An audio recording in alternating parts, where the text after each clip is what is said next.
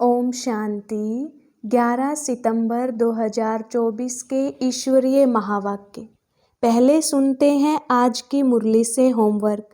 तुम बाप के पास आए हो अपने करैक्टर्स सुधारने। तुम्हें अभी दैवी करैक्टर्स बनाने हैं। लाखों पद्मों की कमाई हो रही है। कमाई में सुस्ती उदासी नहीं आ सकती। नज़र से निहाल करने वाला बाप तुम्हारे सम्मुख है। अगर आंखें बंद होंगी तो निहाल कैसे होंगे। स्कूल में आंखें बंद करके नहीं बैठते हैं। आंखें बंद होंगी तो सुस्ती आएगी। जो संस्कार बाप में हैं वही संस्कार धारण करने हैं। बाप समान ज्ञान का सागर बनना है। देही अभिमानी होकर रहने का अभ्यास करना है। आत्मा रूपी बैटरी को सतोप्रधान बनाने लिए चलते फिरते याद की यात्रा में रहना है। दैवी करैक्टर्स धारण करने हैं। बहुत बहुत मीठा बनना है। बाप दादा ने हर बच्चे को दिव्य बुद्धि का वरदान दिया है। दिव्य बुद्धि द्वारा ही बाप को, अपने आप को और तीनों कालों को स्पष्ट जान सकते हो। अब सुनते हैं ईश्वरीय महावाक्य विस्तार से। मुरली का सार। मीठे बच्चे, तुम बाप के पास आए हो अपने करैक्टर्स सुधारने। तुम्हें अभी दैवी करैक्टर्स बनाने हैं। प्रश्न, तुम बच्चों को आंखें बंद करके बैठने की मना क्यों की जाती है? उत्तर, क्योंकि नज़र से निहाल करने वाला बाप तुम्हारे सम्मुख है। अगर आंखें बंद होंगी तो निहाल कैसे होंगे। स्कूल में आंखें बंद करके नहीं बैठते हैं। आंखें बंद होंगी तो सुस्ती आएगी। तुम बच्चे तो स्कूल में पढ़ाई पढ़ रहे हो। यह सोर्स ऑफ इनकम है। लाखों पद्मों की कमाई हो रही है। कमाई में सुस्ती उदासी नहीं आ सकती। ओम शांति। मीठे मीठे रूहानी बच्चों प्रति बाप समझाते हैं। यह तो बच्चे जानते हैं कि रूहानी बाप परम धाम से आकर हमको पढ़ा रहे हैं। क्या पढ़ा रहे हैं? बाप के साथ आत्मा का योग लगाना सिखलाते हैं, जिसको याद की यात्रा कहा जाता है। यह भी बताया है, बाप को याद करते करते मीठे रूहानी बच्चे, तुम पवित्र बन अपने पवित्र शांति धाम में पहुंच जाएंगे। कितनी सहज समझानी है।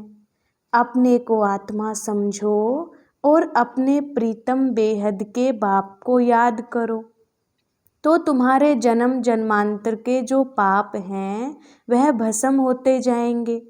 इसको ही योग अग्नि कहा जाता है। यह भारत का प्राचीन राजयोग है, जो बाप ही हर 5000 वर्ष के बाद आकर सिखलाते हैं। बेहद का बाप ही भारत में इस साधारण तन में आकर तुम बच्चों को समझाते हैं। इस याद से ही तुम्हारे जन्म जन्मांतर के पाप कट जाएंगे, क्योंकि बाप पतित पावन है और सर्वशक्तिमान है। तुम्हारी आत्मा की बैटरी अभी तमो प्रधान बन गई है, जो सतो प्रधान थी।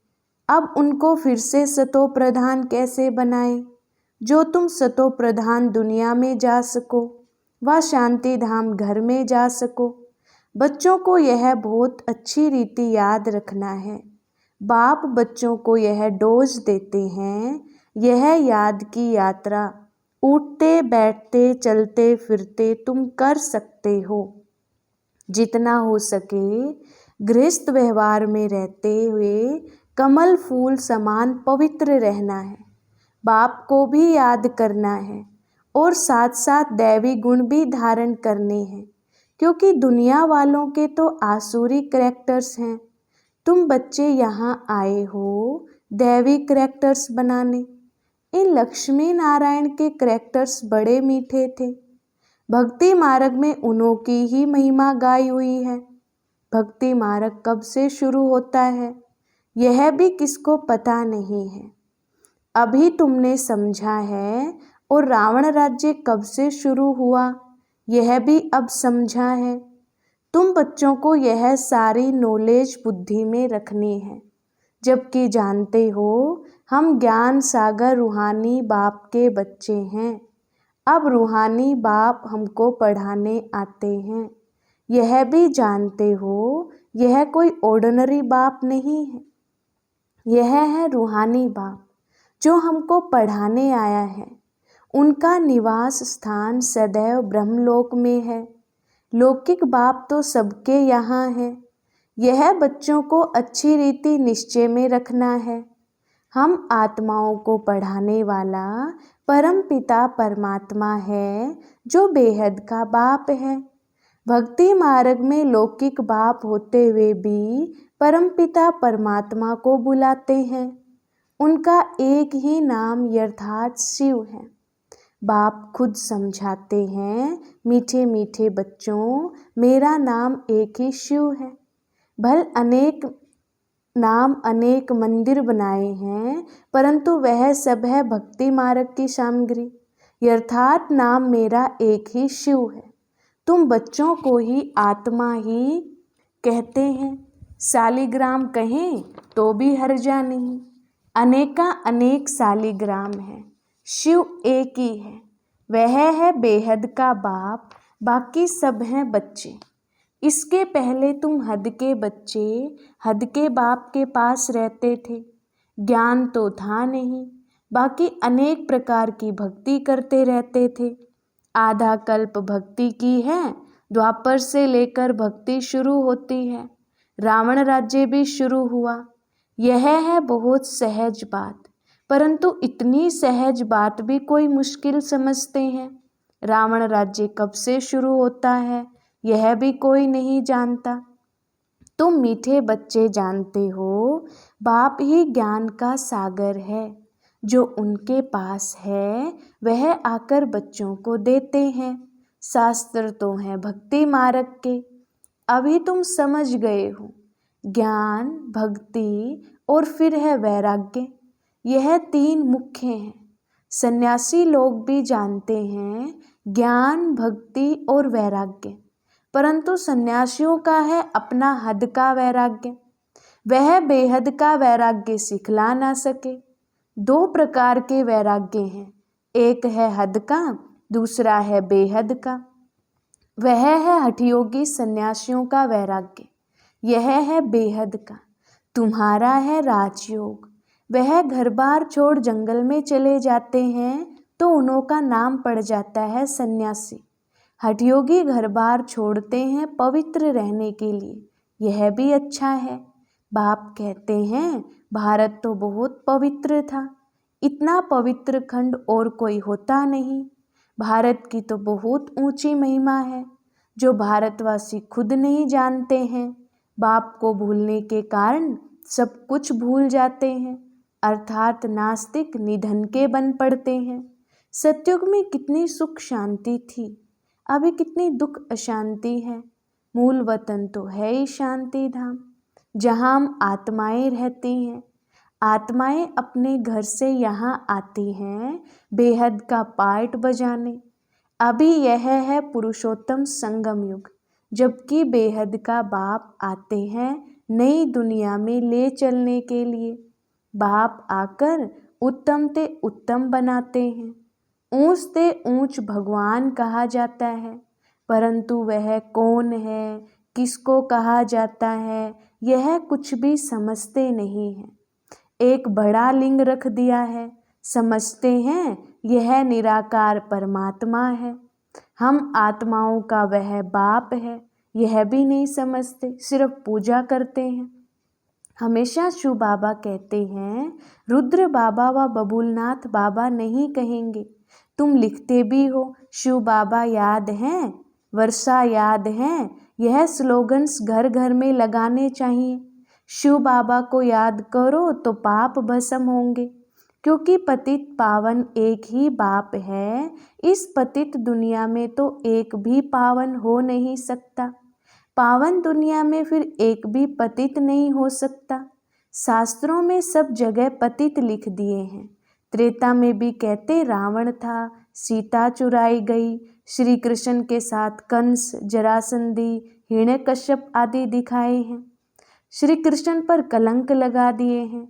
अब सतयुग में यह सब हो नहीं सकते। कितने झूठे कलंक लगाए हैं, बाप पर भी कलंक लगाए हैं तो देवताओं पर भी कलंक लगाए हैं, सबकी गलानी करते रहते हैं। तो अब बाप कहते हैं यह याद की यात्रा है आत्मा को पवित्र बनाने की। पावन बन फिर पावन दुनिया में जाना है। बाप 84 का चक्कर भी समझाते हैं। अभी तुम्हारा यह अंतिम जन्म है, फिर घर जाना है। घर में शरीर तो नहीं जाएगा, सब आत्माएं जानी हैं। इसलिए मीठे मीठे रूहानी बच्चों, अपने को आत्मा समझकर बैठो, देह नहीं समझो। और सत्संगों में तो तुम देह अभिमानी हो बैठते हो। यहाँ बाप कहते हैं देही अभिमानी होकर बैठो। जैसे मेरे में यह संस्कार हैं, मैं ज्ञान का सागर हूँ, तुम बच्चों को भी ऐसा बनना है। बेहद के बाप और हद के बाप का कॉन्ट्रास्ट भी बताते हैं। बेहद का बाप बैठ तुमको सारा ज्ञान समझाते हैं, आगे नहीं जानते थे। अभी सृष्टि का चक्कर कैसे फिरता है, उनका आदि मध्य अंत और चक्कर की आयु कितनी है, यह सब बतलाते हैं। भक्ति मार्ग में तो कल्प की आयु लाखों वर्ष सुनाकर घोर अंधियारे में डाल दिया है, नीचे ही उतरते आए हैं। कहते भी हैं ना, जितना हम भक्ति करेंगे उतना बाप को नीचे खींचेंगे, बाप आकर हमको पावन बनाएंगे। बाप को खींचते हैं क्योंकि पतित हैं, बड़े दुखी बन जाते हैं। फिर कहते हैं हम बाप को बुलाते हैं, बाप भी देखते हैं बिल्कुल दुखी तमो प्रधान बन गए हैं। 5000 वर्ष पूरे हुए हैं, तब फिर आते हैं। यह पढ़ाई कोई इस पुरानी दुनिया के लिए नहीं है, तुम्हारी आत्मा धारण कर साथ ले जाएगी। जैसे मैं ज्ञान का सागर हूँ, तुम भी ज्ञान की नदियाँ हो। यह नॉलेज कोई इस दुनिया के लिए नहीं है, यह तो छीछी दुनिया, छीछी शरीर है, इनको तो छोड़ना है। शरीर तो यहाँ पवित्र हो नहीं सकता। मैं आत्माओं का बाप हूँ, आत्माओं को ही पवित्र बनाने आया हूँ। इन बातों को मनुष्य तो कुछ भी समझ नहीं सकते हैं, बिल्कुल ही पत्थर बुद्धि, पतित हैं। इसलिए गाते हैं पतित पावन, आत्मा ही पतित बनी है, आत्मा ही सब कुछ करती है। भक्ति भी आत्मा करती है, शरीर भी आत्मा लेती है। अब बाप कहते हैं मैं तुम आत्माओं को ले जाने आया हूँ। मैं बेहद का बाप तुम आत्माओं के बुलावे पर आया हूँ। तुमने कितना पुकारा है, अभी तक भी बुलाते रहते हैं, हे पतित पावन, ओ गॉड फादर, आकर इस पुरानी दुनिया के दुखों से, डेविल से लिबरेट करो तो हम सब घर में चले जावें। और तो कोई को पता ही नहीं है हमारा घर कहाँ है, घर में कैसे, कब जाएंगे। मुक्ति में जाने के लिए कितना माथा मारते हैं, कितने गुरु करते हैं, जन्म जन्मांतर माथा मारते चले आए हैं। वे गुरु लोग जीवन मुक्ति के सुख को तो जानते ही नहीं, वे चाहते हैं मुक्ति, कहते भी हैं विश्व में शांति कैसे हो। सन्यासी भी मुक्ति को ही जानते हैं, जीवन मुक्ति को तो जानते नहीं। परंतु मुक्ति जीवन मुक्ति दोनों वर्षा बाप ही देते हैं। तुम जब जीवन मुक्ति में रहते हो तो बाकी सब मुक्ति में चले जाते हैं। अभी तुम बच्चे नॉलेज ले रहे हो यह बनने के लिए। तुमने ही सबसे जास्ती सुख देखा, फिर सबसे जास्ती दुख भी तुमने देखा। आदि सनातन देवी देवता धर्म वाले तुम ही फिर धर्म भ्रष्ट, कर्म भ्रष्ट हो गए हो। तुम पवित्र प्रवृत्ति मार्ग वाले थे, यह लक्ष्मी नारायण पवित्र प्रवृत्ति मार्ग के हैं। घर बार छोड़ना यह सन्यासियों का धर्म है। सन्यासी भी पहले अच्छे थे, तुम भी पहले बहुत अच्छे थे, अभी तमो प्रधान बने हो। बाप कहते हैं यह ड्रामा का खेल है। बाप समझाते हैं यह पढ़ाई है ही नहीं दुनिया के लिए। पतित शरीर पतित दुनिया में ड्रामा अनुसार हमको फिर 5000 वर्ष के बाद आना पड़ता है। ना कल्प लाखों वर्ष का है, ना मैं सर्वव्यापी हूँ। यह तो तुम मेरी ग्लानि करते आए हो, मैं फिर भी तुम पर कितना उपकार करता हूँ। जितनी शिव बाबा की ग्लानि की है उतना और कोई की नहीं की है। जो बाप तुमको विश्व का मालिक बनाते हैं उनके लिए तुम कहते रहते हो सर्वव्यापी है। जब ग्लानि भी की हद हो जाती है तब फिर मैं आकर उपकार करता हूँ। यह है पुरुषोत्तम संगम युग, कल्याणकारी युग। जबकि तुमको पवित्र बनाने आता हूँ, कितनी सहज युक्ति पावन बनाने की बतलाते हैं। तुमने भक्ति मार्ग में बहुत धक्के खाए हैं, तालाब में भी स्नान करने जाते हैं, समझते हैं इससे पावन बन जाएंगे। अब कहाँ वह पानी और कहाँ पतित पावन बाप। वह सब है भक्ति मार्ग, यह है ज्ञान मार्ग।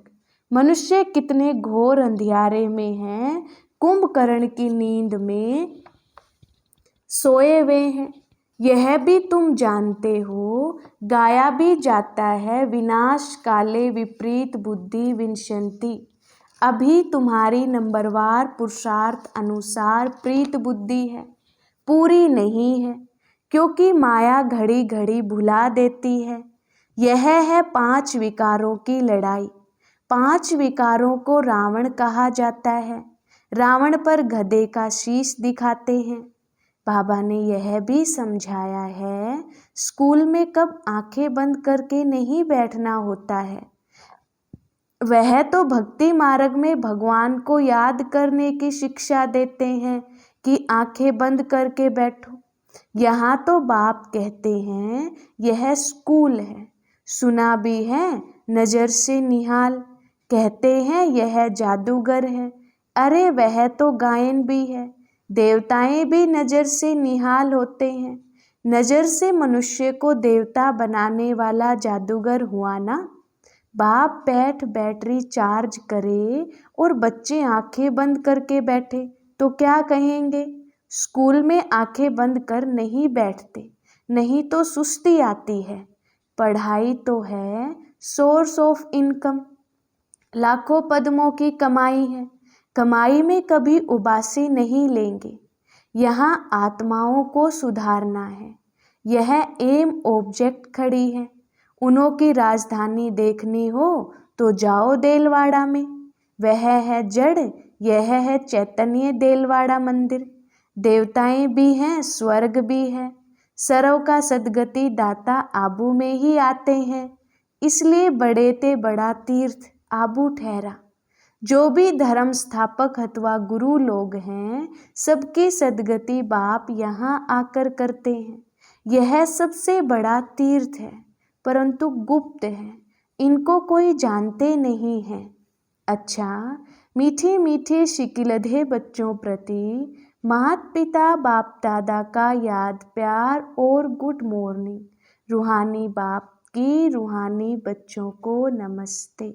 हम रूहानी बच्चों की रूहानी बाप दादा को याद प्यार गुड मॉर्निंग और नमस्ते जी। धारणा के लिए मुख्य सार।